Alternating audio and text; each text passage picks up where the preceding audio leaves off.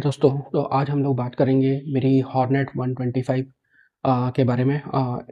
ये एक ownership experience नहीं, आप बोल सकते हो कि इनिशियल इम्प्रेशंस है। और इस गाड़ी को लिए हुए मुझे 1 एंड हाफ मंथ हुआ है और लगभग 700 किलोमीटर चल चुकी है। और मेरा इस गाड़ी के साथ कैसा एक्सपीरियंस रहा है अभी तक, वो मैं आपको शेयर करूँगा। Since buying till now, okay.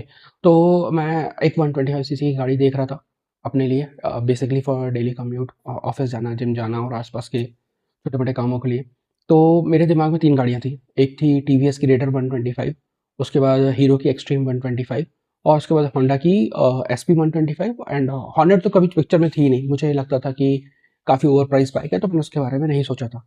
लेकिन हुआ क्या कि जब मैंने रिसर्च चालू करी तो मुझे पता चला कि एक्सट्रीम 125 में इंजन का काफ़ी इशू आता है। काफ़ी लोगों ने कंप्लेन किया कि उनका इंजन खुल जाता है 20,000 किलोमीटर में।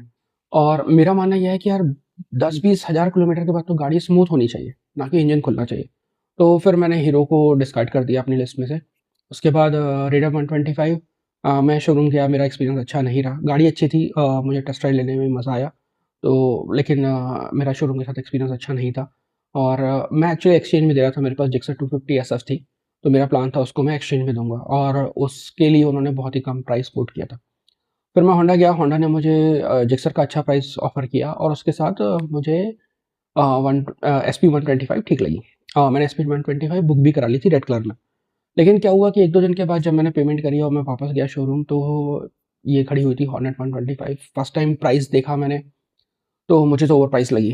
फिर मैंने उनको बोला कि थोड़ा-सा ओवर प्राइस लग रहा है, तो उन्होंने मुझे बोला कि सर आप चला के देखिए। और फिर उसके बाद मैंने वो बाइक की टेस्ट राइड ली और मुझे इंस्टेंटली डिफरेंस फ़ील हुआ एसपी 125 और हॉर्नेट 125 में।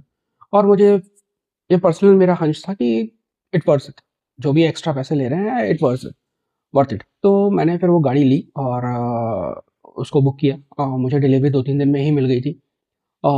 Sales staff was very nice. अगर आप टू व्हीलर की बात करें, कार-वार के शोरूम पे तो दे गो एक्स्ट्रा माइल, बट यहाँ पर टू व्हीलर के हिसाब से उनका रिस्पॉन्स और काफ़ी अच्छा रहा। I am not talking about free T, coffee and all, but overall experience I am saying they were very patience. उन्होंने मुझे हर चीज़ एक्सप्लेन करी और उन्होंने मुझे टाइम दिया। मुझे लगता है जो मोस्ट वैल्यूएबल चीज़ है वो टाइम है। जैसे टीवीएस वालों ने मुझे टाइम नहीं दिया, बट होंडा ने मुझे दिया। तो मेरा सेल्स एक्सपीरियंस काफ़ी अच्छा रहा। फिर उसके बाद मैंने बाइक ली और मैं जब मेरी फर्स्ट सर्विस हुई 1 मंथ के बाद, उस समय मेरी गाड़ी चली थी लगभग 500 प्लस, ऑलमोस्ट क्लोज़ टू 600, और मैंने सर्विस कराई, तो वो भी एक्सपीरियंस मेरा अच्छा था। इवन दो सर्विस सेंटर एकदम जैम पैक था और क्या बोलना चाहिए, मुझे इमीडिएटली गाड़ी नहीं भी मिली। मैंने सुबह गाड़ी दी थी, मुझे लगभग दोपहर में गाड़ी मिली। But I am okay with it. I understand कि they are overloaded. But overall employee का जो रिस्पॉन्स था, वो काफ़ी अच्छा था। अब बात करते हैं गाड़ी लेने के बाद मेरा एक्सपीरियंस का कैसा रहा। तो कुछ चीज़ें तो आपने ऑलरेडी सुनी होंगी दूसरे ब्लॉग्स में भी कि गाड़ी के गियरिंग में कभी-कभी प्रॉब्लम आती है, सेकंड और थर्ड गियर कभी-कभी फँसते हैं। तो वो मेरे साथ भी 1-2 बार हुआ है ट्रैफ़िक में, बट इट्स वेरी रेयर। उसके अलावा गियर बॉक्स बहुत ही स्मूथ है। सस्पेंशन राइड एंड हैंडलिंग के लिए तो बहुत अच्छा है, लेकिन खराब रोड के लिए इतना अच्छा नहीं है। तो वो आपको देखना पड़ेगा। अगर आपको हार्ड सस्पेंशन से प्रॉब्लम है या आपको आपकी प्रेफ़रेंस है सॉफ्टर सस्पेंशन, तो मुझे नहीं लगता ये गाड़ी आपके लिए है। मेरी पर्सनल प्रेफ़रेंस भी सॉफ्टर सस्पेंशन है, बट अनफॉर्च्यूनेट इस प्राइस रेंज पे उतने अच्छे सस्पेंशन वगैरह मिलते नहीं हैं। और एनीवे उसके लिए मेरे पास ड्यूक 390 है। अ, बट मेरा जो डेली कम्यूट है, मेरा जो डिस्टेंस है, तो उसके हिसाब से ये गाड़ी मेरे लिए परफ़ेक्ट है। उसके अलावा अगर मैं बात करूँ गाड़ी की अच्छाइयों की, तो माइलेज मुझे लगता है एक बहुत बड़ा कॉन्स है। सेकंड आप सॉरी माइलेज इसका बहुत बड़ा प्रोज़ है।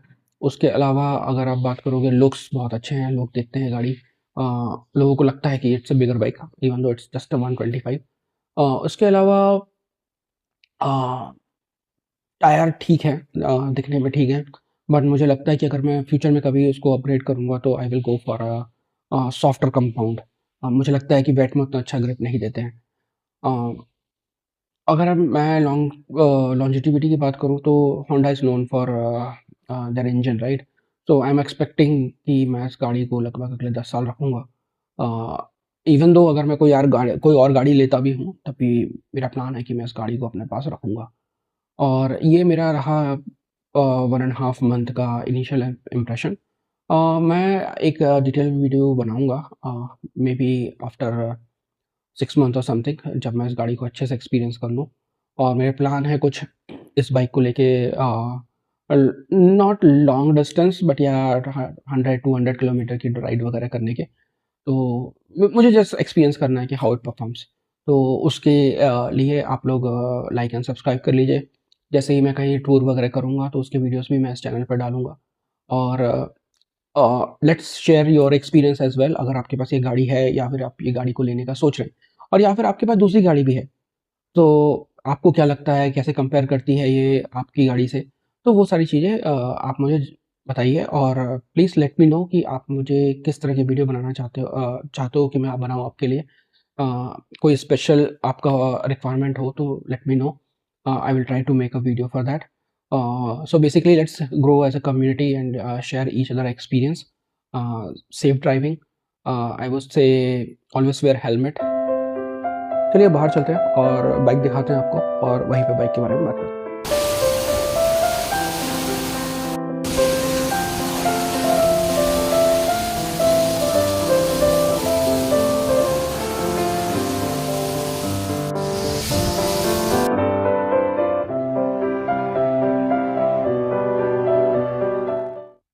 चलिए सामने से शुरू करते हैं। इस गाड़ी की एलईडी लाइट्स काफ़ी अच्छी हैं। ऐसा नहीं है कि बहुत ही ज़्यादा ब्राइट है या समथिंग, बट सिटी यूज़ के लिए काफ़ी अच्छी है। मुझे नहीं लगता कि मुझे ऑक्सिलरी लाइट की ज़रूरत पड़ेगी फ़िलहाल के लिए। रियर व्यू मिरर वगैरह की क्वालिटी अच्छी है, काफ़ी अच्छी विजिबिलिटी देते हैं। मीटर कंसोल की अगर बात करें तो अभी ये गाड़ी की एक सर्विस हो चुकी है, मैं आपको दिखाता हूँ। हाँ, और अभी सर्विस के बाद मैंने इसको ट्रिप रीसेट किया था, उसके बाद 125 किलोमीटर चला ली है और मैंने उस सर्विस के बाद इसको टैंक फुल भी करवाया था।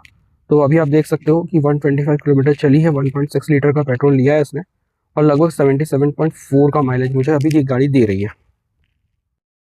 गाड़ी के स्विच गियर्स की क्वालिटी काफ़ी अच्छी है। मुझे कोई प्रॉब्लम नहीं है इसमें। और मैं अगर कंपेयर करूँ, जैसे मेरे पास केटीएम है, ड्यूक 390 और टीवीएस iQube है, तो कंपेरेबल क्वालिटी है, मुझे कुछ इशू नहीं है इसमें। Now coming back to seats, so rider seat की क्वालिटी बहुत अच्छी है, कोई प्रॉब्लम नहीं है। पिलियन सीट बहुत बहुत छोटी है, तो मुझे नहीं लगता कि इसमें पिलियन को आप लेके ज़्यादा दूर ले जा सकते हैं। और वैसे इस गाड़ी का जो प्राइमरी यूज़ है मेरे लिए तो कम्यूटर है, मैं अकेले ऑफिस जाता हूँ, तो मुझे इतना इशू नहीं लग रहा है। तो मेरे लिए तो seat it's works. I am not sure about others.